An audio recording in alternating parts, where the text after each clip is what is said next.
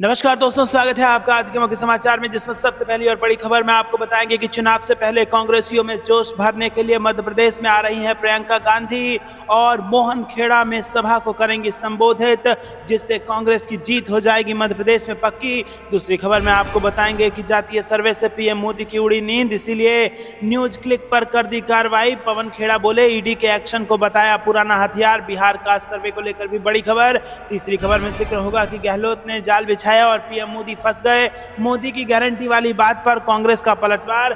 चौथी खबर में आपको बताएंगे कि सुप्रीम कोर्ट की ईडी को तीखी टिप्पणी, कहा अपने कामकाज में पारदर्शिता और निष्पक्ष रहे, प्रतिशोधी ना बने। और इसी के साथ खबर में आगे आपको बताएंगे कि हरियाणा में बीजेपी और जेजेपी गठबंधन रहा तो छोड़ दूंगा पार्टी, खुले मंच से वीरेंद्र सिंह की धमकी। कांग्रेस में क्या हो जाएगी इनकी वापसी। दोस्तों, क्या पूरी खबर, हर एक खबर की डिटेल में आपको ले जाएंगे, लेकिन उससे पहले अगर आपको भी ऐसा लगता है कि 2024 में बन रही है इंडिया गठबंधन की सरकार, तो वीडियो को कीजिए लाइक और चैनल को सब्सक्राइब करके बेल आइकन दबाइए और कमेंट में लिखिए जय हिंद। रुक करते हैं सबसे पहले और बड़ी खबर की तरफ। चुनाव से पहले कांग्रेसियों में जोश भरने के लिए मध्य प्रदेश आ रही हैं प्रियंका गांधी, सभा को करेंगे संबोधित। जी दोस्तों, मध्य प्रदेश विधानसभा चुनाव साल 2023 के अंत में होने वाला है और इसी बीच विपक्षी पार्टी कांग्रेस जनता को अपनी ओर करने की कोशिश में जुट गई है।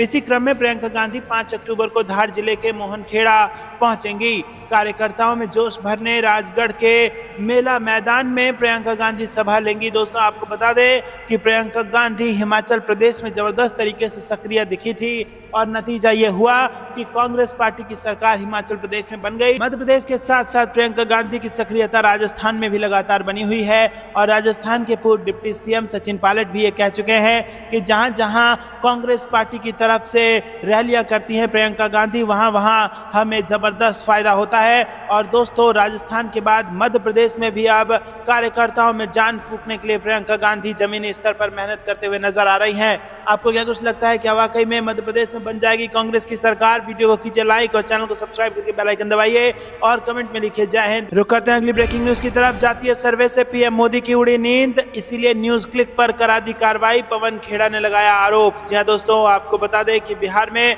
सोमवार को जाति आधारित गणना रिपोर्ट जारी होने के बाद कांग्रेस नेता पवन खेड़ा का बयान सामने आया है। पवन खेड़ा ने सोशल मीडिया माध्यम एक्स पर लिखा है कि कल जब से बिहार के जातिगत गणना के चौंका देने वाले आंकड़े सामने आए हैं, तब से पूरे देश में जाति जनगणना की मांग जोर पकड़ रही है। उन्होंने कहा कि पीएम मोदी की नींद उड़ी हुई है। पवन खेड़ा ने कहा कि जब सिलेबस से बाहर का क्वेश्चन आता है तो पीएम मोदी लोगों का ध्यान भटकाने की शुरुआत कर देते हैं। उन्होंने कहा कि सुबह से ही न्यूज क्लिक के योगदानकर्ता पत्रकारों के खिलाफ हो रही कार्रवाई इसी पाठ्यक्रम का हिस्सा है। दोस्तों, आपको बता दें कि दिल्ली पुलिस स्पेशल सेल ने मंगलवार को मीडिया आउटलेट न्यूज क्लिक और उसके पत्रकारों से जुड़े परिसरों पर छापेमारी की। इस कार्रवाई को लेकर पत्रकारों ने रोष व्यक्त किया है। अधिकारियों ने बताया कि पुलिस ने न्यूज क्लिक के कुछ पत्रकारों के लैपटॉप और मोबाइल फोन का डंप डाटा, यानी कि किसी कंप्यूटर, लैपटॉप या मोबाइल से किसी दूसरे उपकरण में स्थानांतरित किया गया डाटा बरामद किया है। अधिकारियों ने बताया कि कुछ पत्रकारों को लोधी रोड स्पेशल सेल लाया गया है, लेकिन अभी तक किसी को गिरफ्तार नहीं किया गया है। एक वरिष्ठ पत्रकार अभिसार शर्मा ने सोशल मीडिया मंच एक्स पर लिखा कि दिल्ली पुलिस मेरे घर पहुंची है, मेरा लैपटॉप और फोन ले लिया। एक अन्य पत्रकार ने भी एक्स पर लिखा कि मेरे फोन से आखिरी ट्वीट, दिल्ली पुलिस मेरा फोन जब्त कर रही है। सूचना और प्रसारण मंत्री अनुराग ठाकुर ने द न्यूयॉर्क टाइम्स की जांच का हवाला देते हुए हाल में दावा किया था कि न्यूज क्लिक के धन के लेन देन की जांच से भारत विरोधी एजेंडे का पता चला है। तो दोस्तों, यहाँ पर आपको बता दें कि कांग्रेस पार्टी ने ईडी की इस कार्रवाई का विरोध करते हुए कहा है कि यहाँ पर ध्यान भटकाने का प्रयास मोदी सरकार द्वारा किया जा रहा है और पीएम मोदी पर जमकर पवन खेड़ा ने हमला बोला है। रुक करते हैं अगली ब्रेकिंग न्यूज की तरफ। गहलोत ने जाल बिछाया और पीएम फंस गए, मोदी की गारंटी वाली बात पर कांग्रेस ने किया पलटवार। जी दोस्तों, राजस्थान में विधानसभा चुनाव से पहले जुबानी जंग तेज होती जा रही है और अब कांग्रेस ने सोमवार को कहा कि प्रधानमंत्री नरेंद्र मोदी अशोक गहलोत के जाल में फंस गए हैं, क्योंकि पीएम ने यह मान लिया है कि राजस्थान सरकार ने अच्छा काम किया है। चित्तौड़गढ़ में पीएम मोदी के कार्यक्रम के बाद एक संवाददाता सम्मेलन में कांग्रेस नेता पवन खेड़ा ने कहा कि ईस्टर्न राजस्थान कैनाल प्रोजेक्ट को राष्ट्रीय स्तर पर महत्व न देकर पीएम मोदी ने राजस्थान के लोगों के साथ धोखा कर दिया है। पवन खेड़ा ने आगे कहा कि हमारे मुख्यमंत्री ने एक जाल बिछाया और पीएम मोदी इस जाल में फंस गए। पीएम मोदी ने ये कहा कि अगर बीजेपी यहाँ सत्ता में आती है तो गहलोत सरकार की योजनाओं को बंद नहीं किया जाएगा। जब हमारी योजनाएं अच्छी हैं तो फिर आपको वोट कौन देगा। रुक करते हैं अगली ब्रेकिंग न्यूज की तरफ। सुप्रीम कोर्ट की ईडी पर तीखी की टिप्पणी, कहा अपने कामकाज में पारदर्शी और निष्पक्ष रहें, प्रतिशोधी ना बने। जी हां दोस्तों, सुप्रीम कोर्ट ने मंगलवार को प्रवर्तन निदेशालय को अपने कामकाज में ईमानदारी, निष्पक्षता के कड़े मानकों को बनाए रखने और प्रतिशोधी नहीं होने का निर्देश दिया। कथित मनी लॉन्ड्रिंग मामले में रियल एस्टेट समूह M3M के गिरफ्तार निदेशकों द्वारा दायर याचिका पर सुनवाई करते हुए न्यायमूर्ति AS बोपन्ना और संजय कुमार की पीठ ने कहा कि दो निदेशकों पंकज और बसंत बत्सल को कथित मनी लॉन्ड्रिंग में पूछताछ के लिए 14 जून को बुलाया गया था और दोनों को उसी दिन ईडी द्वारा दर्ज एक अन्य मामले में गिरफ्तार किया गया था।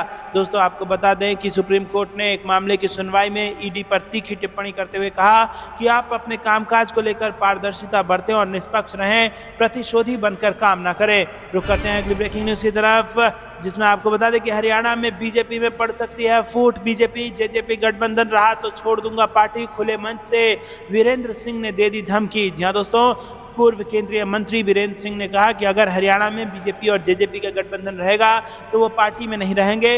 वीरेंद्र सिंह सोमवार को एकलव्य स्टेडियम में आयोजित मेरी आवाज सुनो कार्यक्रम का संबोधित कर रहे थे। वीरेंद्र सिंह ने दुष्यंत चौटाला का नाम लिए बिना कहा कि जेजेपी जब हरियाणा में आई थी तो लोगों को उनमें देवीलाल नजर आने लगे थे, लेकिन जितना भ्रष्टाचार जेजेपी ने किया है, इतना बड़ा धोखा किसी ने भी राजनीति में जनता के साथ नहीं किया। रुक करते हैं अगली ब्रेकिंग न्यूज की तरफ। मध्य प्रदेश चुनाव से बड़ी खबर, कमलनाथ का बड़ा बयान, मध्य प्रदेश में कांग्रेस सरकार बनने पर कराएंगे जातिगत जनगणना। जी हां दोस्तों, पीसीसी चीफ कमलनाथ ने मंगलवार को सोशल मीडिया पर लिखा कि राहुल गांधी ने समाज के वंचित तबके का जो मुद्दा उठाया है वो सामाजिक न्याय की कसौटी पर है। उन्होंने कहा कि मध्य प्रदेश में कांग्रेस पार्टी की सरकार बनते ही जातिगत जनगणना करवाई जाएगी और समाज के हर वर्ग के और शासन और प्रशासन दोनों में न्यायोचित हिस्सेदारी दी जाएगी। और पूर्व सीएम ने कहा कि कांग्रेस पार्टी सदैव से सामाजिक न्याय के साथ खड़ी रही है। मध्य प्रदेश में ओबीसी को 27% आरक्षण देने का फैसला भी कांग्रेस की सरकार ने किया था, जिसे भाजपा ने षड्यंत्र पूर्वक खत्म कर दिया। उन्होंने आगे लिखा कि कांग्रेस आएगी, सामाजिक न्याय लेकर आएगी। बता दें कि कमलनाथ ने राहुल गांधी की सोशल मीडिया पर एक पोस्ट को टैग कर अपनी बात कही, जिसमें राहुल गांधी ने लिखा कि बिहार की जातिगत जनगणना से पता चला है कि वहां ओबीसी, एससी और एसटी 84% हैं। केंद्र सरकार के 90 सचिवों में सिर्फ 3 ओबीसी हैं, जो भारत का मात्र 5% बजट संभालते हैं। इससे पहले राहुल गांधी ने अपने मध्य प्रदेश दौरे पर केंद्र की मोदी सरकार को ओबीसी विरोधी बताया था। प्रदेश में भाजपा और कांग्रेस दोनों ही अपने आप को ओबीसी का हितैषी बता रहे हैं और इसका कारण प्रदेश की 80 से ज्यादा सीटों पर ओबीसी वर्ग का प्रभाव होना है।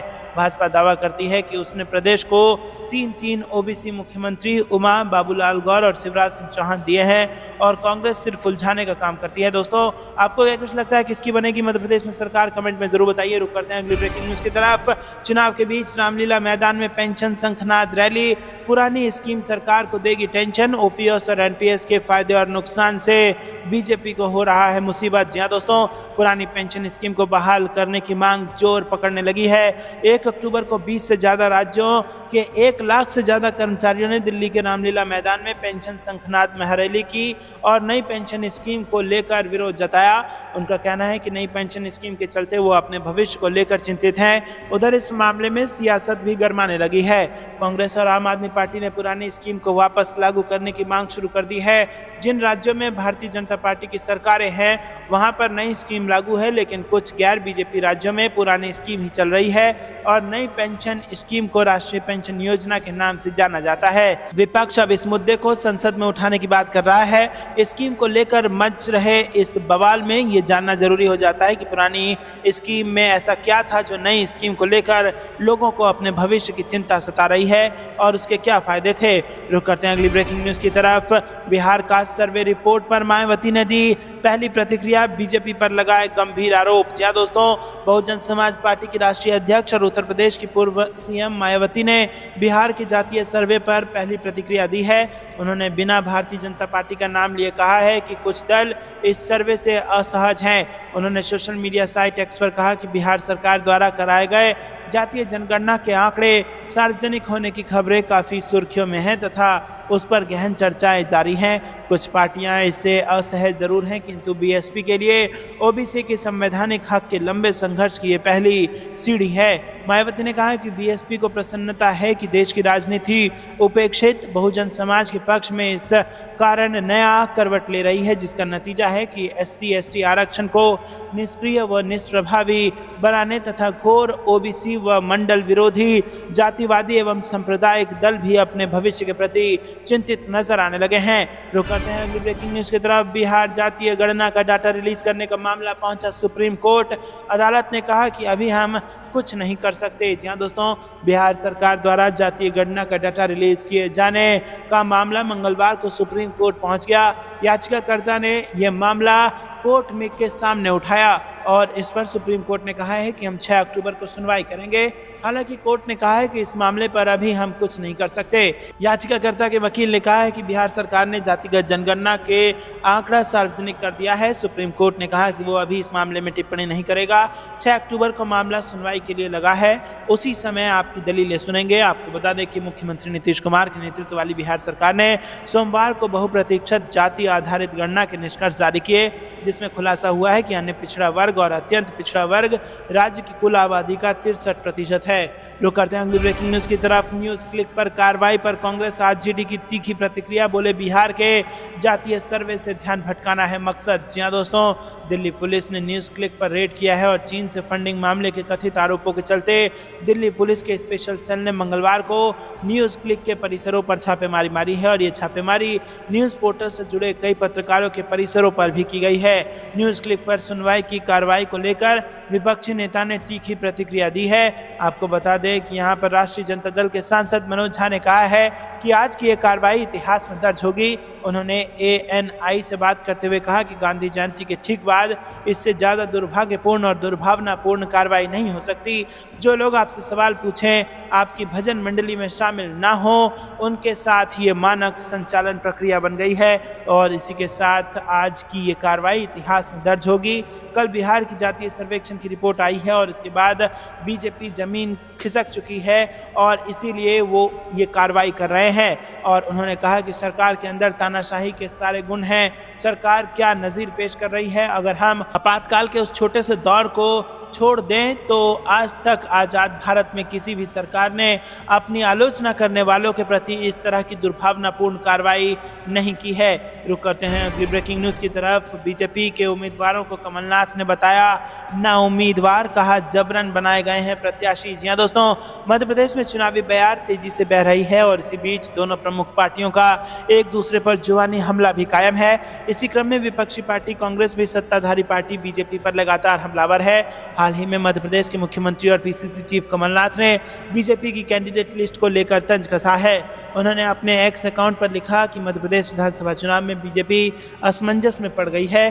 बीजेपी ने अब तक जिन कथित दिग्गजों को जबरन प्रत्याशी बनाए हैं उन्हें उम्मीदवार नहीं बल्कि ना उम्मीदवार कहना ही उचित होगा। कमलनाथ ने आगे लिखा कि जनसत्ता को सौदा समझने वाली बीजेपी अब स्वयं परेशान है। पहले तो भाजपा ने जनमत का अपमान किया, अब एक एक प्रत्याशी और एक एक मत के लिए तरस रही है। जोड़ तोड़ से सरकार बनाने वाले स्वयं की अंदरूनी तोड़फोड़ से परेशान हैं। मध्य प्रदेश PCC चीफ का कहना है कि चुनाव लड़ने के लिए पार्टी का अनावश्यक दबाव देखकर बीजेपी में कई कद्दावर नेता तो निष्क्रिय होकर सामने से हटकर भागे भागे फिर रहे हैं। कई नेतागण नए रास्ते तलाश चुके हैं या कई नए रास्ते तलाश रहे हैं। आंतरिक असंतोष से भाजपा का संगठनात्मक ढांचा भी अब चरमरा कर जर्जर हो गया है। मध्य प्रदेश में भाजपा भगदड़ जर्जर पार्टी बन गई है। आपको क्या कुछ लगता है कमेंट में जरूर बताइएगा। दोस्तों रुक करते हैं ब्रेकिंग न्यूज की तरह। प्रियंका गांधी के महाराष्ट्र से लोकसभा चुनाव लड़ने की संभावनाओं की अटकलें तेज। जी हां दोस्तों, कांग्रेस नेता प्रियंका गांधी के इस लोकसभा चुनाव 2024 में महाराष्ट्र से लड़ने की संभावना है। दिलचस्प बात यह है कि ये जानकारी प्रियंका गांधी के राजनीतिक सलाहकार आचार्य प्रमोद कृष्णन ने दी है। आचार्य कृष्णन ने कहा है कि प्रियंका गांधी देश की सबसे लोकप्रिय नेता है। कार्यकर्ताओं की जिद के चलते वो महाराष्ट्र से लोकसभा भी लड़ सकती हैं और इस दावे के बाद राज्य की राजनीति में सियासी हलचल तेज होने की संभावना है। आचार्य कृष्णन ने यह बयान दिव्य मराठी को दिए एक इंटरव्यू में दिया। आगामी लोकसभा चुनाव को लेकर सभी पार्टियों ने काम शुरू कर दिया है और चर्चा है कि लोकसभा चुनाव में बीजेपी कई अहम चेहरों को मैदान में उतारेगी। वहीं कांग्रेस नेता प्रियंका गांधी के भी महाराष्ट्र में लोकसभा चुनाव लड़ने की संभावना है। प्रियंका गांधी के राज्य में प्रवेश में राजनीतिक घटनाक्रम में तेजी आने की संभावना है। और दोस्तों, पिछले कुछ सालों में प्रियंका गांधी ने उत्तर प्रदेश में मुख्यमंत्री योगी आदित्यनाथ के खिलाफ आक्रामक रुख अपनाते हुए लगातार सरकार के खिलाफ आवाज उठाई है। इसी तरह अगर वो महाराष्ट्र में भी प्रवेश करते हैं तो राजनीतिक माहौल गर्म होने की संभावना है। रुक करते हैं अगली ब्रेकिंग न्यूज की तरफ। लखीमपुर खीरी कांड के दोषियों को सजा दिलाने के लिए जंतर मंतर पहुंचे किसान, ग्रेटर नोएडा में भारी आक्रोश। यहाँ दोस्तों, अखिल भारतीय किसान सभा के कार्यकर्ता बड़ी संख्या में परी चौक पर इकट्ठा हुए। कार्यकर्ताओं ने लखीमपुर खीरी कांड में अजय मिश्रा टैनी की बर्खास्तगी और उसके बेटे आशीष मिश्रा को जल्द से जल्द गिरफ्तार कर सजा देने की मांग की है।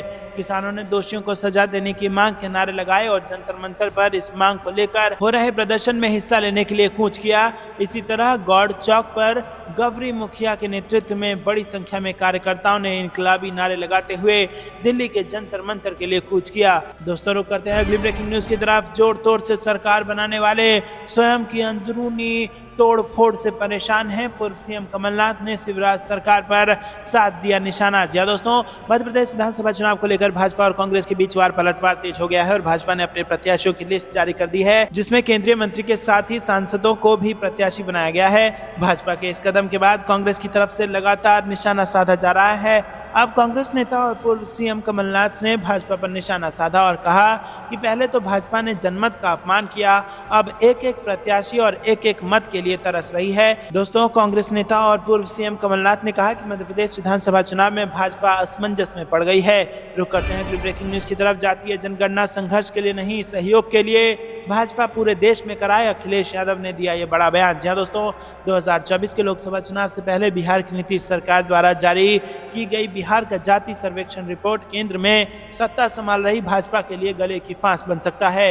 एक तरफ नीतीश और लालू इसे बिहार के सियासी इतिहास में मील का पत्थर बता रहे हैं, वहीं अब अन्य राज्यों के नेता भी मुखर होकर केंद्र सरकार से जाति जनगणना कराने की मांग कर रहे हैं। इसी क्रम में उत्तर प्रदेश में सबसे बड़े विपक्षी दल समाजवादी पार्टी के अध्यक्ष और उत्तर प्रदेश के पूर्व मुख्यमंत्री अखिलेश यादव ने बिहार की महागठबंधन सरकार द्वारा जारी किए गए जाति सर्वेक्षण का स्वागत करते हुए केंद्र और यूपी में सत्ताधारी भाजपा पर भारी कटाक्ष किया है। सपा प्रमुख अखिलेश यादव ने कहा है कि भारतीय जनता पार्टी इस मुद्दे को राजनीति से दूर रखकर देशव्यापी जाति जनगणना कराने पर जोर दे। और अखिलेश यादव ने सोशल प्लेटफॉर्म एक्स पर किए एक पोस्ट में कहा कि बिहार जाति आधारित जनगणना प्रकाशित यह है सामाजिक न्याय का गणित आधार और इसी के साथ जातिगत जनगणना 85-15 के संघर्षों का नहीं बल्कि सहयोग का नया रास्ता खोलेगी और जो लोग प्रभुत्वकामी नहीं है बल्कि सबके हक में हिमायती हैं वो इसका समर्थन भी करते हैं और स्वागत भी। रुक करते हैं ब्रेकिंग न्यूज की तरफ। वंशवाद की बात आती है तो प्रधानमंत्री पाखंडी है, सामना के संपादकीय में पीएम मोदी पर बोला गया तीखा हमला। जी हाँ दोस्तों, शिवसेना के मुखपत्र सामना के संपादकीय में प्रधानमंत्री नरेंद्र मोदी पर करारा हमला किया गया। सामना में कहा गया है कि जब वंशवादी शासन की बात आती है तो पीएम मोदी दोहरा रवैया अपना लेते हैं। लेख में पीएम को पाखंडी कहा गया। शिवसेना ने बीजेपी पर जोरदार हमला बोला है और कहा है कि भाजपा पूंजीपतियों, व्यापारियों और निवेशकों की सेवा करने वाली एक प्राइवेट लिमिटेड कंपनी बन गई है। और दोस्तों, इसी के साथ संपादकीय में लिखा गया है कि जैसा कि राहुल गांधी कहते हैं, भाजपा वास्तव में हम दो हमारे दो तक ही सीमित है। इस निजी कंपनी के पास ना तो नीति है और ना ही विचारधारा। ऐसी स्थिति में भाजपा एक पार्टी नहीं बल्कि एक व्यापार केंद्र है। बता दें कि शिवसेना सांसद संजय राउत सामना के कार्यकारी संपादक हैं। रुक करते हैं ब्रेकिंग न्यूज की तरफ। महाराष्ट्र का पूरा स्वास्थ्य महकमा ही वेंटिलेटर पर है। राज ठाकरे ने नांदेड़ में शिशुओं की मौत पर घेरा शिंदे सरकार को। जी हाँ दोस्तों, महाराष्ट्र के नांदेड़ स्थित डॉक्टर शंकरराव चौहान सरकारी मेडिकल कॉलेज और अस्पताल में 31 नवजात बच्चों की मौत पर सूबे की एकनाथ शिंदे सरकार बुरी तरह से घिरती जा रही है। विपक्षी दल कांग्रेस के हमले के बाद अब महाराष्ट्र नवनिर्माण सेना के प्रमुख राज ठाकरे ने सरकार की खिंचाई करते हुए कहा कि केवल नांदेड़ में नहीं पूरे राज्य में स्वास्थ्य महकमा वेंटिलेटर पर है। रुक करते हैं अगली ब्रेकिंग न्यूज की तरफ। स्वर्ण मंदिर में फिर राहुल गांधी ने टेका माथा और पहले बर्तन मांजे, पानी की सेवा और अब सब्जियां काटते नजर आए। जी हाँ दोस्तों, राहुल गांधी कांग्रेस के पूर्व अध्यक्ष फिर से अमृतसर के गोल्डन टेम्पल में माथा टेकने पहुंचे हैं। उन्होंने श्री हरमिंदर साहिब में माथा टेक कर झूठे बर्तन साफ करने की सेवा निभाई और इसके साथ ही वो लंगर के लिए बनाई जाने वाली सब्जियां काटते हुए भी नजर आए और रात को उन्होंने पालकी साहिब की सेवा भी निभाई थी। रुक करते हैं अगली ब्रेकिंग न्यूज की तरफ। कांग्रेस का बड़ा प्लान, हर जगह सभा करने जा रहे राहुल गांधी, पूरे विंध्य को साधने की है कोशिश। जी हाँ दोस्तों, चुनावी सरगर्मियां काफी तेज है मध्य प्रदेश में और चुनावी बिसात बिछनी शुरू हो चुकी है। सभी पार्टियों में टिकट को लेकर होड़ मची हुई है और बीजेपी हो या कांग्रेस या फिर कोई और पार्टी,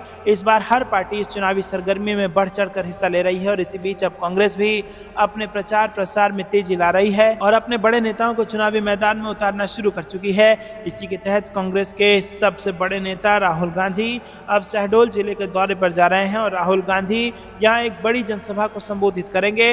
इसी कार्ड से कांग्रेस पूरे विंध्य को साधने की तैयारी में जुट गई है। रुक करते हैं अगली ब्रेकिंग न्यूज की तरफ। यूपी में कांग्रेस का नया स्टैंड, जातीय गणना की सियासत को और धार देने की तैयारी। जी हाँ दोस्तों, कांग्रेस पार्टी की इसी रणनीति के तहत छत्तीसगढ़ के मुख्यमंत्री भूपेश बघेल व अशोक गहलोत समेत अन्य ओबीसी नेताओं का यूपी में कार्यक्रम आयोजित करने की योजना बनाई गई है और इसके साथ देखना होगा कि इसका क्या फायदा इंडिया गठबंधन को हो पाएगा या फिर नहीं। कमेंट में अपनी राय जरूर बताइए, आपको क्या कुछ लगता है। रुक करते हैं अगली ब्रेकिंग न्यूज की तरफ। मोदी सरकार की मंत्री ने किया जातिगत जनगणना का समर्थन, बोली अब जरूरी हो गया है ओबीसी मंत्रालय। जी हाँ दोस्तों, मोदी सरकार में मंत्री अनुप्रिया पटेल ने जातिगत जनगणना की मांग कर दी है और कहा है कि हमारी पार्टी शुरू से जाति जनगणना की पक्षधर रही है और निरंतर इस मुद्दे को मजबूती से उठाती रही है। तो दोस्तों, आपको क्या कुछ लगता है कमेंट में जरूर बताइए। ये थी दिन भर की सारी जरूरी और बड़ी खबरें। अंत तक बने रहने के लिए बहुत बहुत धन्यवाद। जाने से पहले वीडियो को लाइक और चैनल को सब्सक्राइब करके बेल आइकन दबाइए और कमेंट में लिखिए जय हिंद। अभी के लिए इतना ही। जय हिंद, जय भारत।